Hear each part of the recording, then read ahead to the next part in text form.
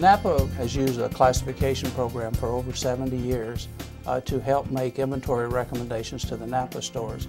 It started out just as a national popularity code, and over the years it drilled down to a popularity code for each distribution center. But as the demands of the business increased, we actually had to set back and look at our program, and we came up with MIC a couple of years ago, MIC Marketplace Inventory Classification, that would allow the inventory selection to be better at the store than it had ever been in the past.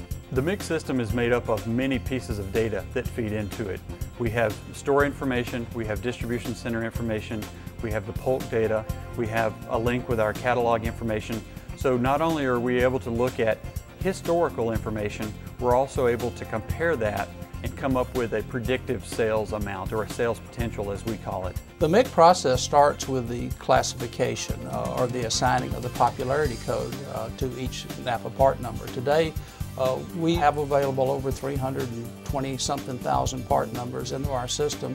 We have 30 to 40,000 new numbers coming into our system each and every year, so we have to establish a beginning inventory recommendation for the NAPA distribution center or the NAPA auto parts store. MIC is implemented by our sales teams at our distribution centers. They work with the store owners on the parameters that need to be set up for their market.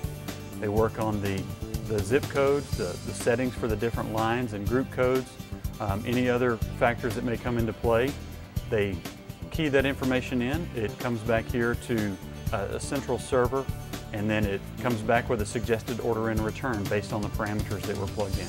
The MIC process is really in its third year, and one of the neat things that it's been able to do for us is, as we put the parts on the shelf at the NAPA store, we've been able to track those. So some of the inventory that we put in 3 years ago, we're actually getting better than 70–80% hits on those part numbers. We have customers that put $40,000 or $50,000 in their inventory, and 2 years later have received $250,000–350,000 worth of additional sales off of that inventory. From a productivity standpoint, MIC has helped the company in that more often than we used to, we have the part on the shelf whenever the customer comes in. And we think that Marketplace Inventory Classification, or MIC, has helped us to make sure that we have a better chance of having that part on the shelf when that customer arrives. MIC has basically removed that proverbial crystal ball that we've all been looking for in the parts business to try to figure out what it is that we need to put in inventory to have the right mix without wasting a lot of dollars in overstock. The stores now have a more balanced inventory.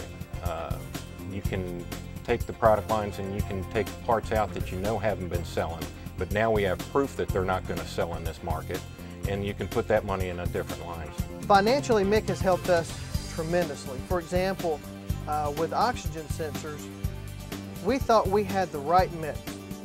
After using MIC, we added $1,500 worth of oxygen sensors, and we're able to take back $1,500 worth of sensors that we're not selling, and increased our turnover 1 extra time per year because of that.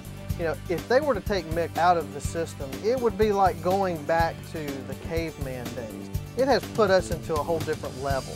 You know, in an organization our size, you have a project, you get it funded, you get people on board, and you go out and sell it, and your customers are happy, and you think that's great.